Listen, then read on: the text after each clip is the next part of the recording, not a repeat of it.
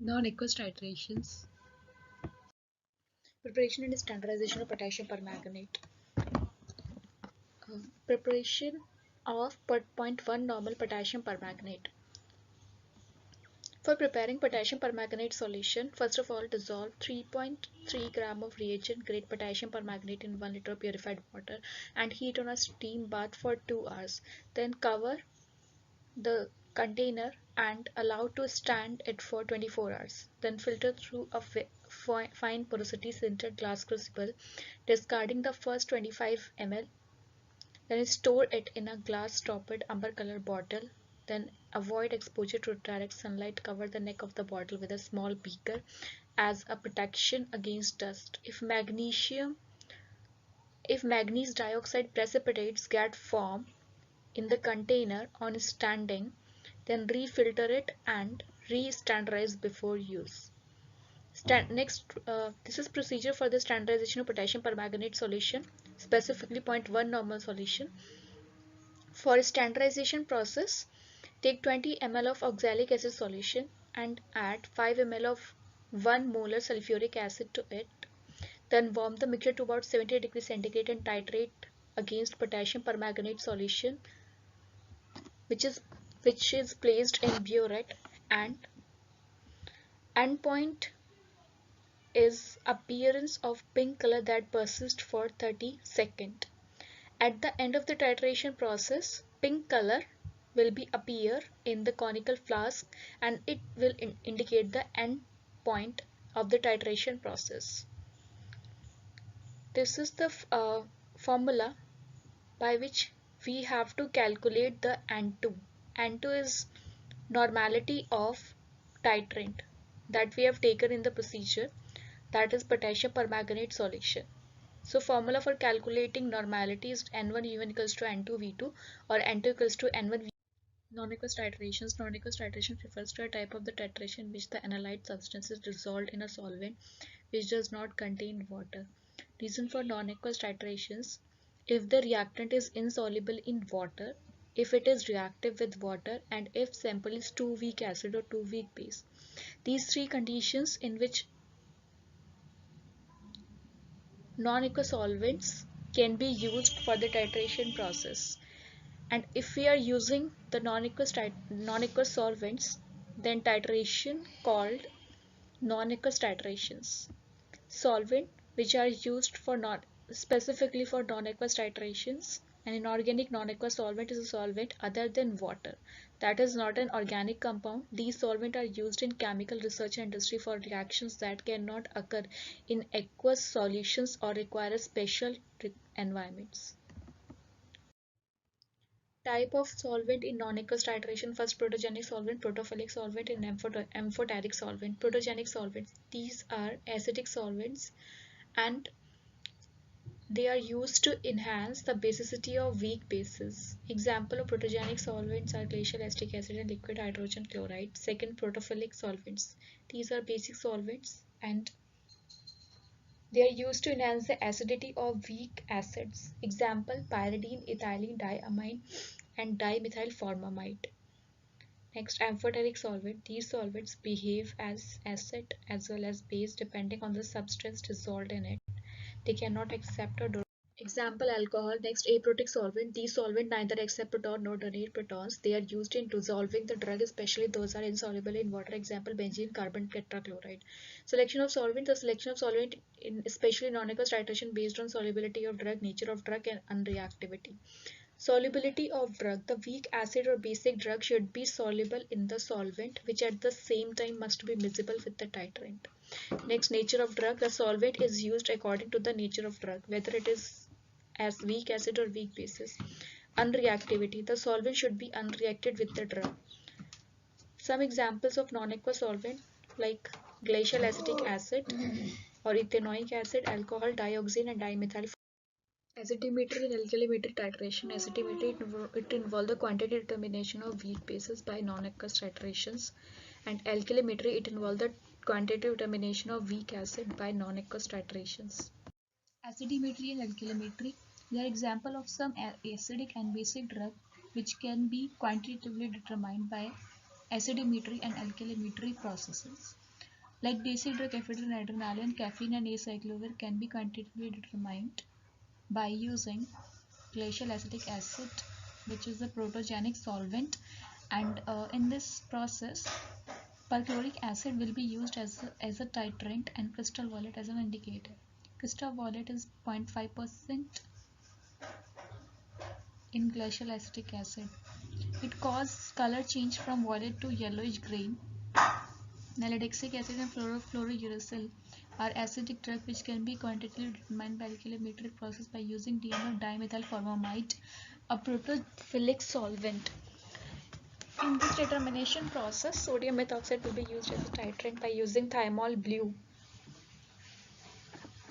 as an indicator, which causes a color change from pink to blue. Next, indicator which are used in non-aqueous titrations. The ionized and unionized or the different resonate forms of indicators are applied equally well for non-aqueous titrations, but their color change at the end point vary from titration to titrations as they depend on the nature of the titrant. The color corresponding to the correct end point may be established by carrying out a potentiometric titrations while simultaneously observing the color change of the indicator during the titration process.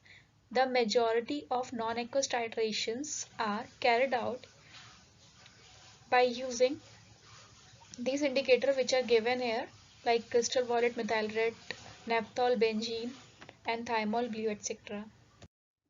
Estimation of sodium benzoate. This is structure of sodium benzoate. Formula of the compound is C7H5NaO2. Molecular weight of the compound is 144.1. Sodium benzoate contains not less than 99%, not more than 100.5% of C7H5NaO2, which is calculated on the dried basis.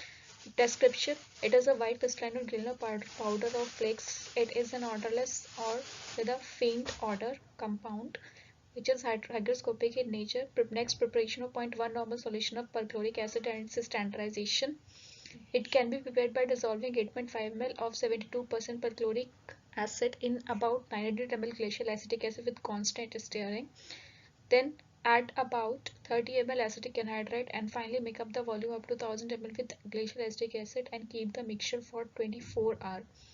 Acetic anhydride that was added in the mixture absorb all the water from the perchloric acid and glacial acetic acid and renders the solution virtually anhydrous.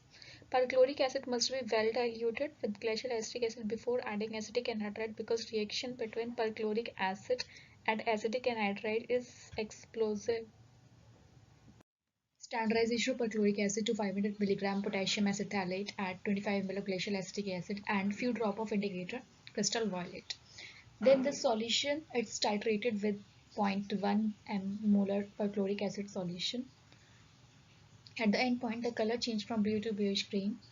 Equivalent or IP factor 1 mole of 0.1 molar perchloric acid is equivalent to 0.01441 gram of C7H5NaO2. Next calculation. By this formula, we can calculate percent sodium benzoate.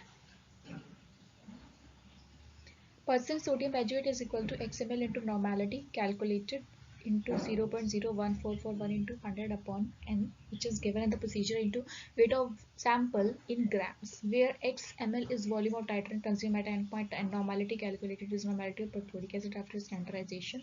Normality given is 0.1 normal. Estimation of ephedrine hydrochloride. This is structure of ephedrine.